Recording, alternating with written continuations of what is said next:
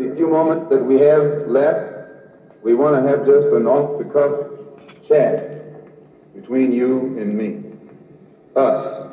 We want to talk right down to earth in a language that everybody here can easily understand.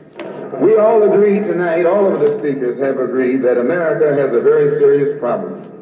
Not only does America have a very serious problem, but our people have a very serious problem. America's problem is us. We're her problem. The only reason she has a problem is she doesn't want us here. And every time you look at yourself, be you black, brown, red, or yellow, a so-called Negro, you represent a person who poses such a serious problem for America because you're not wanted. Once you face this as a fact, then you can start plotting a course that will make you appear intelligent instead of unintelligent. What you and I need to do is learn to forget our differences. When we come together, we don't come together as Baptists or Methodists. You don't catch hell because you're a Baptist, and you don't catch hell because you're a Methodist. You don't catch hell because you're a Methodist or a Baptist. You don't catch hell because you're a Democrat or a Republican. You don't catch hell because you're a Mason or an Elk. And you sure don't catch hell because you're an American, because if you was an American, you wouldn't catch no hell. You catch hell because you're a black man. You catch hell, all of us catch hell for the same reason. So we are all black people, so-called Negroes, second-class citizens, ex-slaves. You're nothing but an ex-slave. You don't like to be told that. But what else are you? You are ex-slave. You didn't come here on the Mayflower. You came here in a slave ship, in chains, like a horse or a cow or a chicken. And you were brought here by the people who came here on the Mayflower. You were brought here by the so-called pilgrims or founding fathers. They were the ones who brought you here. We have a common enemy. We have this in common. We have a common oppressor, a common exploiter, and a common discriminator. So once we all realize that we have this common enemy, then we unite on the basis of what we have in common. And what we have foremost in common is that enemy, the white man. He's an enemy to all of us. I know some of you all think that some of them aren't enemies. Time will tell. In Bandung, back in, I think, 1954, was the first unity meeting in centuries of black people.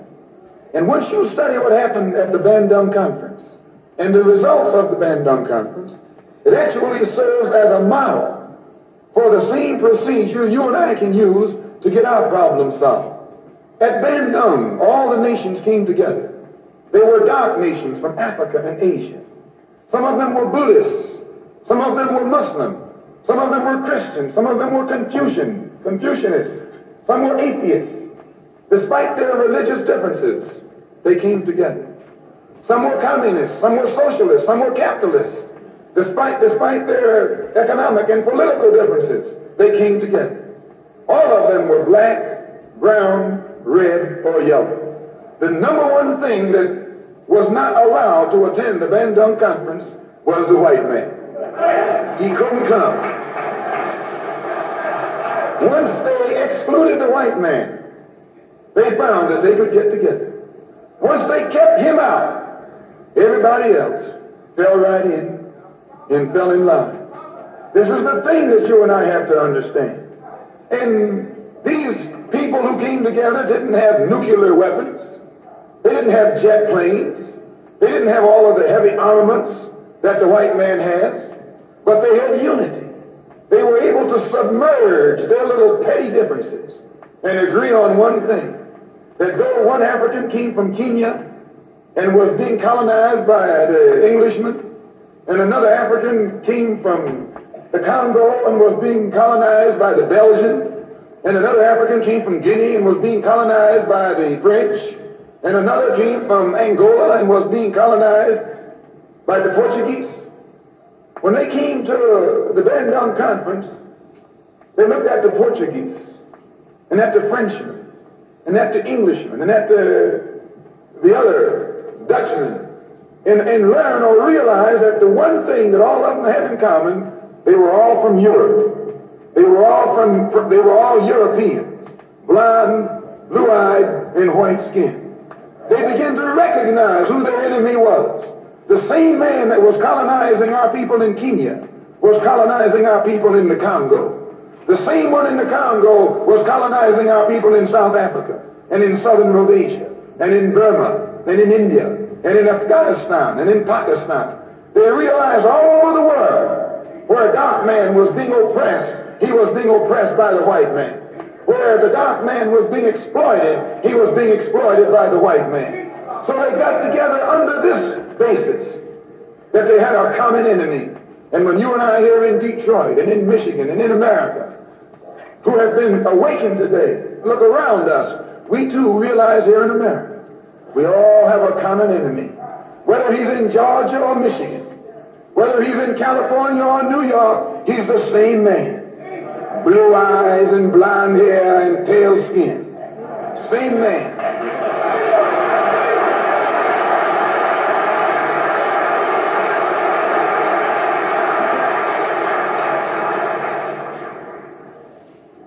So what we have to do is what they did. They agreed to stop quarreling among themselves. Any little spat that they had, they'd settle it among themselves. Go into a huddle. Don't let the enemy know that you got a disagreement. Instead of us airing our differences in public, we have to realize we're all the same family. And when you have a family squabble, you don't get out on the sidewalk. If you do, everybody calls you uncouth, unrefined, uncivilized, savage. If you don't make it at home, you settle it at home. You get in the closet, argue it out behind closed doors. And then when you come out on the street, you pose a common front, a united front. And this is what we need to do in the community and in the city and in the state.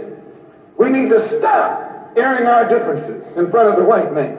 Put the white man out of our meeting, number one. And then sit down and talk shop with each other. That's all you got to do.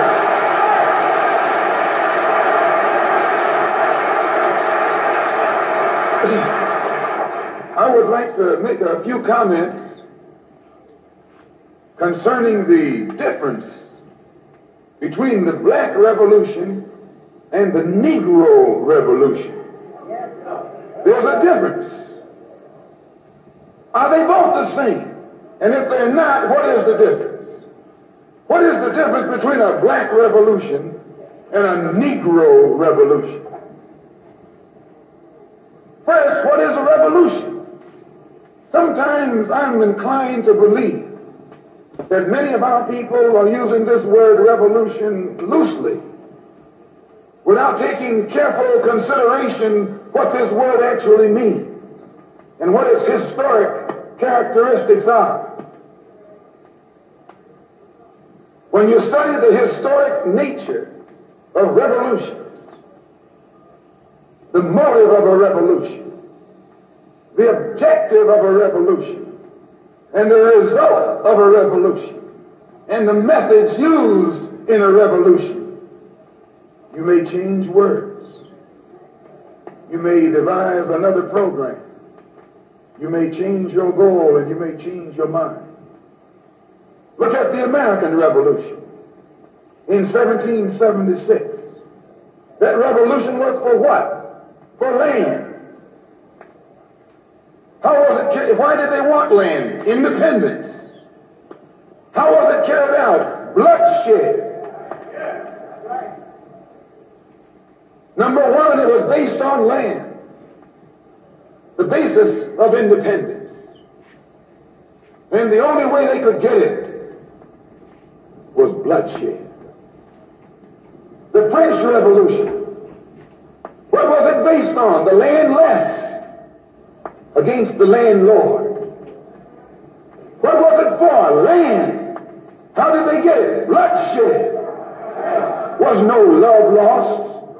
Was no compromise. Was no negotiation. I'm telling you, you don't know what our revolution is. Because when you find out what it is, you'll get back in the alley. You'll get out of the way.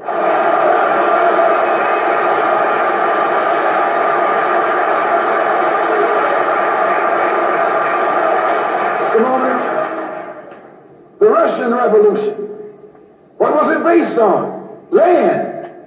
The landless against the landlord. How did they bring it about? Bloodshed. You haven't got a revolution that doesn't involve bloodshed. And you're afraid to bleed. I say if you're afraid to bleed, long as the white man sent you to Korea, you bled. He sent you to Germany, you bled. He sent you to the South Pacific to fight the Japanese, you bled. You bleed for white people.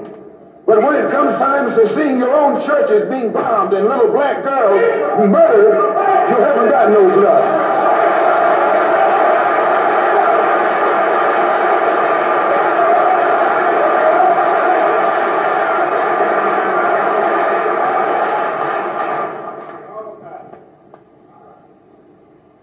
You bleed when the white man says bleed. You bite when the white man says bite. And you bark when the white man says bark. I hate to say this about us, but it's true. How are you going to be nonviolent in Mississippi as violent as you were in Korea? How can you justify being nonviolent in Mississippi and Alabama when your churches are being bombed and your little girls are being murdered? And at the same time, you're going to get violent with Hitler and Tojo and somebody else that you don't even know.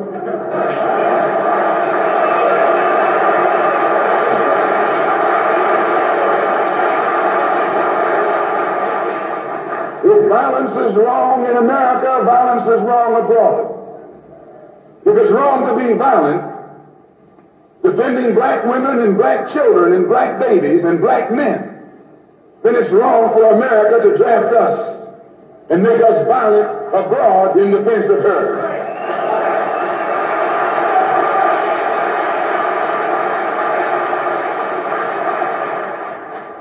And if it is right for America to draft us and teach us how to be violent in defense of her, then it is right for you and me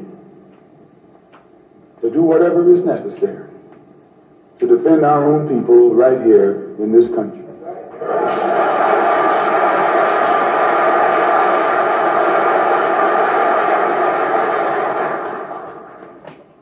The Chinese Revolution, they wanted land.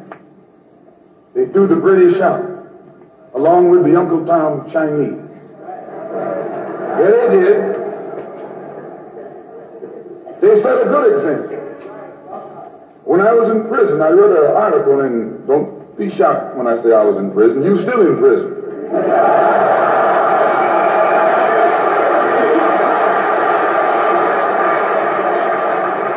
That's what America means, prison. When I was in prison, I read an article in Life magazine showing a little Chinese girl, 9 years old. Her father was on his hands and knees, and she was pulling the trigger because he was an Uncle Tom in China. When they had the revolution over there, they took a whole generation of Uncle Tom, just wiped them out. And within 10 years, that little girl became a full-grown woman. No more Toms in China. And today it's one of the toughest, roughest, most feared countries on this earth by the white man, because there are no Uncle Toms over there.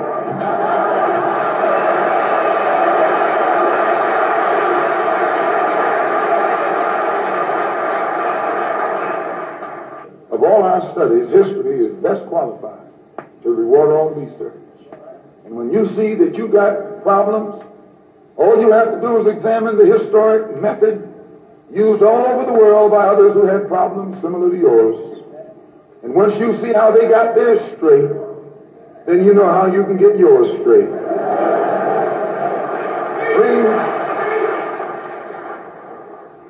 There's been a revolution, a black revolution, going on in Africa. In Kenya, the Mau Mau were revolutionaries. They were the ones who made the word uhuru. They were the ones who brought it to the fore. The Mau Mau, they were revolutionaries. They believed in scorched earth. They knocked everything aside that got in their path. And their revolution also was based on land, a desire for land. In Algeria, the northern part of Africa, a revolution took place. The Algerians were revolutionists. They wanted land. France offered to let them be integrated into France. They told France to hell with France. They wanted some land, not some France.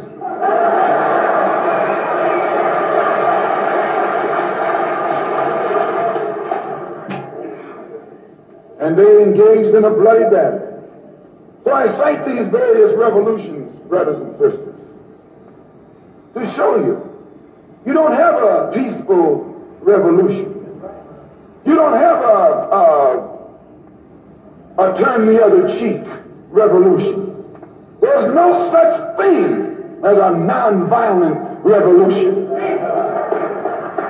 Only kind of revolution that's non-violent is the Negro Revolution.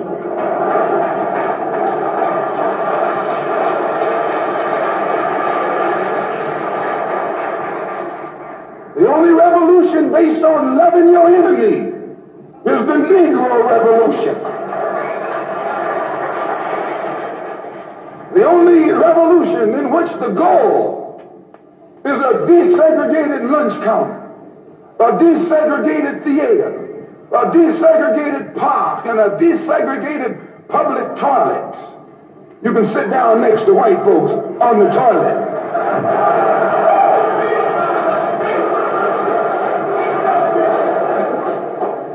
That's no revolution. Revolution is based on land. Land is the basis of all independence. Land is the basis of freedom, justice, and equality. The white man knows what a revolution is.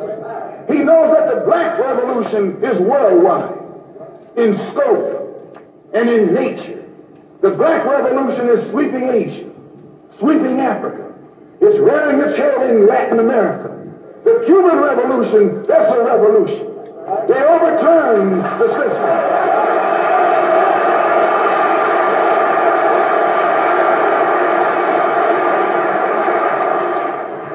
Revolution is in Asia. Revolution is in Africa. And the white man is screaming because he sees revolution in Latin America. How do you think he'll react to you when you learn what a real revolution is? You don't know what a revolution is. If you did, you wouldn't use that word. A revolution is bloody. Revolution is hostile. Revolution knows no compromise. Revolution overturns and destroys everything that gets in its way. And you sitting around here like a knot on the wall saying, I'm going to love these folks no matter how much they hate me. No, you need a revolution.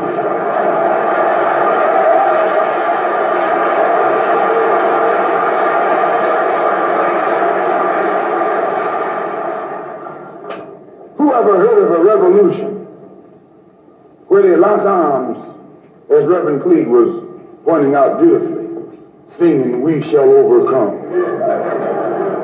Just tell me you don't do that in a revolution. You don't do any singing, you're too busy swinging.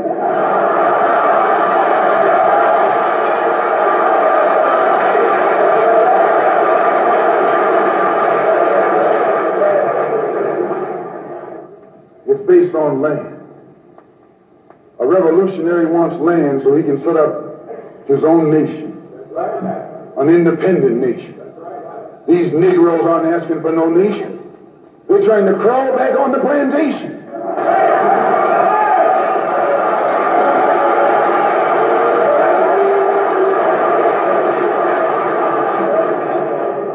When you want a nation, that's called nationalism.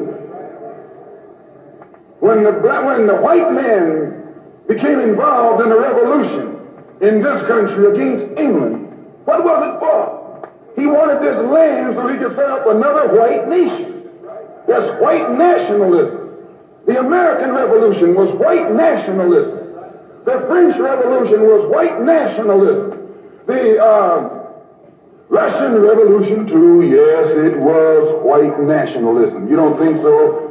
Why you think Khrushchev and Mao can't get their heads together. White nationalism. All the revolutions that's going on in Asia, in Africa today are based on what? Black nationalism. A revolutionary is a black nationalist. He wants a nation. I was reading some beautiful words by Reverend Cleave pointing out why he couldn't get together with someone else here in the city.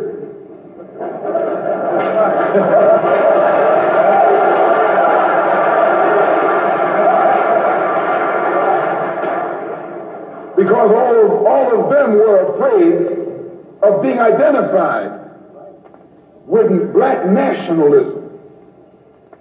If you're afraid of black nationalism, you're afraid of revolution. And if you love revolution, you love black nationalism.